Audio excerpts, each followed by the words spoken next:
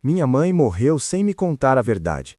E quando descobri o que ela escondia, minha vida virou de cabeça para baixo. Meu nome é Vitor, tenho 34 anos e essa é a história de como uma dívida mudou tudo o que eu achava que sabia sobre minha família. Vou te contar desde o começo, porque você precisa entender como era a minha vida antes de descobrir esse segredo.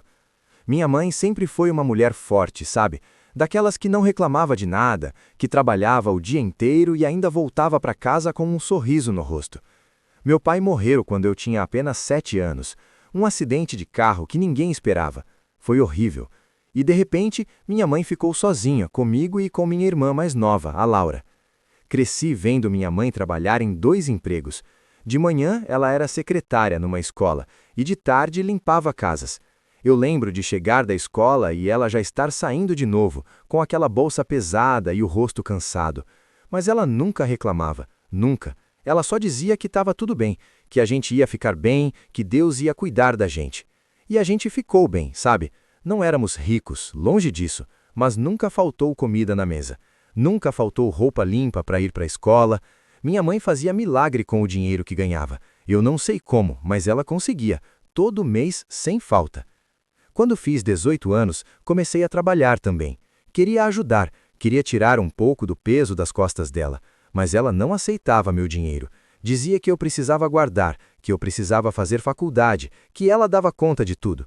Eu insistia, brigava com ela às vezes, mas ela era teimosa, muito teimosa. Fiz faculdade de noite, trabalhei de dia e consegui me formar em administração. Não foi fácil, mas consegui. Minha mãe chorou no dia da formatura. Chorou tanto que eu pensei que ela ia desidratar. Ela estava tão orgulhosa, disse que tinha valido a pena todo o esforço, todo o sacrifício. Anos se passaram. Casei, tive uma filha, a Sofia. Minha mãe amava aquela menina como se fosse a coisa mais preciosa do mundo. Todo fim de semana ela ia lá em casa, levava brinquedos, fazia comida, contava histórias. A Sofia era louca pela avó. Mas aí, 3 meses atrás, tudo mudou. Minha mãe começou a passar mal. No começo era só um cansaço, uma falta de ar. Ela dizia que era a idade, que era normal, mas eu vi que não era normal. Insisti para ela ir no médico. Ela resistiu, como sempre, mas acabou indo. O diagnóstico foi um soco no estômago. Câncer de pulmão, estágio avançado. Os médicos disseram que ela tinha no máximo 6 meses. Eu não acreditei, não queria acreditar. Como assim 6 meses? Minha mãe era forte, ela sempre foi forte. Ela não podia morrer assim. Mas aconteceu, rápido, rápido demais. Em 2 meses ela já estava tão fraca que mal conseguia sair da cama. Foi horrível ver aquela mulher forte, que trabalhou a vida inteira sem parar, definhando daquele jeito. Eu e Laura nos revezávamos para cuidar dela. Eu de dia, Laura de noite. Numa dessas noites, quando eu estava lá no quarto com ela, ela me chamou. A voz dela estava tão fraca que eu quase não ouvi. Cheguei perto, segurei a mão dela. Ela olhou para mim com aqueles olhos cansados e disse que me amava. Disse que me amava muito e que se orgulhava de mim. Disse que eu tinha sido o melhor filho que ela podia ter. Eu chorei, chorei muito. Disse que ela também tinha sido a melhor mãe. E ela sorriu, aquele sorriso fraco, mas ainda assim um sorriso. Ela morreu na semana seguinte, de madrugada, dormindo. Laura estava com ela. Quando recebi a ligação, senti como se o chão tivesse sumido debaixo dos meus pés. Fui correndo para lá, mas já era tarde. Ela tinha ido embora. O funeral foi 2 dias depois. Foi muita gente, alunos da escola onde ela trabalhou, vizinhos, amigos da igreja. Todo mundo tinha uma história boa para contar sobre ela. Todo mundo dizia o quanto ela era especial, o quanto ela tinha ajudado as pessoas. E era verdade, minha mãe era especial mesmo. Depois do funeral, eu e Laura tivemos que cuidar das coisas dela. A casa, os documentos, os pertences. Era doloroso mexer nas coisas dela, sentir o cheiro dela ainda nas roupas, mas precisava ser feito. Foi aí que começou. Eu estava no quarto dela, olhando uns papéis antigos, procurando documentos importantes. Tinha muita coisa ali. Contas antigas, recibos, fotos. E no fundo de uma gaveta, embaixo de um monte de papéis, eu encontrei um envelope pardo, todo amarelado pelo tempo. Abri o envelope sem pensar muito. Dentro tinha vários papéis, contratos, recibos, cartas. E quando comecei a ler, meu coração disparou. Era uma dívida, uma dívida enorme. Os papéis eram de um banco de 30 anos atrás, logo depois que meu pai morreu. Minha mãe tinha pegado um empréstimo gigante, e ela nunca pagou de volta. Como assim ela nunca pagou? Como ela conseguiu esconder isso por 30 anos? E por que diabos ela tinha pegado tanto dinheiro? Continuei lendo. Tinha cartas do banco, várias, pedindo pagamento, tinha avisos de cobrança, tinha ameaças de processo. Mas tinha também outras coisas, recibos de pagamentos. Não para o banco, mas para outras pessoas. Foi quando eu vi um nome que reconheci, Roberto Mendes. Roberto Mendes era o nome do cara que causou o acidente que matou meu pai. Ele estava bêbado, perdeu o controle do carro e bateu no carro do meu pai. Meu pai morreu na hora. Eu lembro de ter ido no julgamento, ainda criança. Eu lembro da minha mãe chorando quando o juiz disse que o Roberto ia pagar pelos danos. Mas agora, olhando aqueles papéis, eu estava vendo que minha mãe estava pagando para ele. Não, não era bem isso. Ela estava pagando para a família dele. Não fazia sentido nenhum. Por que ela estaria pagando para a família do cara que matou meu pai? Continuei procurando. Tinha mais papéis ali, mais recibos, mais cartas. E então encontrei uma carta escrita à mão. Era da minha mãe. Uma carta que ela nunca enviou pelo visto. Ou talvez fosse um rascunho. Comecei a ler e conforme lia, o mundo desabava ao meu redor. Na carta, minha mãe contava a verdade sobre o acidente. A verdade que ninguém sabia. Não foi o Roberto que causou o acidente, foi meu pai. Meu pai estava bêbado naquela noite. Ele tinha bebido muito numa festa de trabalho e foi dirigir mesmo assim. Bateu no carro do Roberto, mas o Roberto sobreviveu. Meu pai não. Quando a polícia chegou, minha mãe estava lá. Ela tinha chegado logo depois do acidente e ela viu a cena. Viu meu pai morto, viu o Roberto ferido, viu as garrafas de cerveja no carro do meu pai. Ela tomou uma decisão naquele momento. Uma decisão que mudaria tudo. Ela trocou as garrafas de lugar, colocou as garrafas do carro do meu pai no carro do Roberto, e quando a polícia fez os testes, encontrou álcool no sangue do Roberto. Ele tinha bebido, mas não o suficiente para estar bêbado. Mas com as garrafas ali e com meu pai morto, foi fácil culpar o Roberto. Roberto foi condenado, perdeu a carteira de motorista, teve que pagar uma indenização enorme para minha mãe e ainda ficou com uma ficha criminal. Mas minha mãe não conseguiu viver com essa culpa. Ela sabia que tinha destruído a vida de um homem inocente e ela decidiu fazer o que achava certo. Pegou o dinheiro da indenização, pegou um empréstimo no banco para complementar e começou a pagar de volta para a família do Roberto. Em segredo, todo mês, sem falta, ela mandava dinheiro para eles. Não diretamente, mas através de uma conta falsa, de uma pessoa intermediária. E foi por isso que ela trabalhava tanto.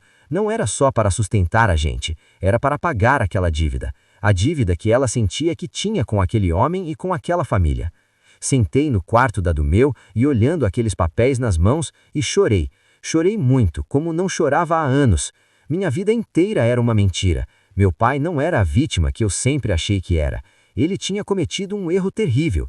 E minha mãe tinha cometido outro erro tentando proteger a memória dele. Mas ao mesmo tempo, ela passou 30 anos tentando consertar esse erro, trabalhando até os ossos, se sacrificando, vivendo com aquela culpa só para fazer o que achava certo. Mostrei os papéis para Laura. Ela ficou em choque também. Nós não sabíamos o que fazer. Contar para alguém, deixar quieto, seguir pagando. Decidimos procurar a família do Roberto. Fomos até a cidade onde eles moravam, a algumas horas de distância. Encontramos a esposa dele, a dona Carmen. Roberto tinha morrido 5 anos atrás, de problemas do coração. Contamos tudo para ela. Mostramos os papéis, a carta, tudo. Esperávamos raiva, esperávamos ódio, mas ela só chorou. Ela disse que o Roberto sempre soube que não tinha causado o acidente, mas nunca conseguiu provar, e aquilo destruiu ele. Perdeu o emprego, perdeu os amigos, foi preso por um tempo, a vida dele nunca mais foi a mesma. Mas ela disse também que nos últimos anos, quando o dinheiro começou a aparecer misteriosamente, eles desconfiaram que tinha algo a ver com um acidente. Não sabiam de onde vinha, mas o dinheiro ajudou muito. Ajudou a pagar as contas, a criar os filhos, a sobreviver. Dona Carmen olhou para mim e para Laura e disse que não tinha raiva. Disse que entendia o porquê nossa mãe fez o que fez. Disse que ela deve ter sofrido muito todos esses anos e que Roberto provavelmente teria perdoado ela. Nós conversamos por horas. Ela nos contou histórias sobre o Roberto, sobre como era a vida deles antes do acidente, sobre como foi difícil depois. E nós contamos sobre nossa mãe, sobre como ela trabalhou tanto, sobre como ela nos amou. No final, Dona Carmen nos abraçou, disse que estava tudo perdoado, que não precisava pagar mais nada, que já tinha sido pago demais, que ela só queria paz para todo mundo. Voltamos para casa naquele dia sentindo um peso enorme saindo dos nossos ombros, mas também sentindo um vazio. Minha mãe carregou aquele peso sozinha por 30 anos, nunca contou para ninguém, nunca dividiu aquela dor. Fiquei pensando muito sobre isso nos dias seguintes, sobre as escolhas que a gente faz, sobre as consequências dessas escolhas. Minha mãe fez algo errado, sim, ela mentiu, ela encobriu um crime, mas ela também tentou consertar, passou a vida inteira tentando consertar aquilo. E meu pai, ele cometeu um erro terrível também. Bebeu e dirigiu. Podia ter matado outras pessoas, matou a si mesmo e quase matou o Roberto. Mas ele era meu pai. Eu amava ele. E sei que ele amava a gente. As pessoas são complicadas. A vida é complicada. Não é tudo preto ou branco. Tem muita coisa cinza no meio. Hoje, quando olho para a foto da minha mãe, vejo ela de um jeito diferente. Vejo não só a mulher forte que criou 2 filhos sozinha, vejo também a mulher que carregou um segredo pesado por 30 anos. A mulher que escolheu fazer o que achava certo, mesmo que isso significasse trabalhar até a exaustão, viver com medo, viver com culpa. E eu a amo ainda mais por isso. Porque ela era humana. Porque ela errou, mas tentou consertar. Porque ela nunca desistiu de fazer o que achava certo. A dívida não existe mais. Não no banco, que já cancelou ela há muito tempo por prescrição, e não com a família do Roberto, que nos perdoou. Mas talvez ainda exista uma dívida emocional, uma dívida que nunca vai ser totalmente paga. Porque o que aconteceu não pode ser desfeito. O Roberto sofreu injustamente. Meu pai morreu. Minha mãe viveu com aquela culpa. Mas a gente segue em frente. É o que a gente pode fazer.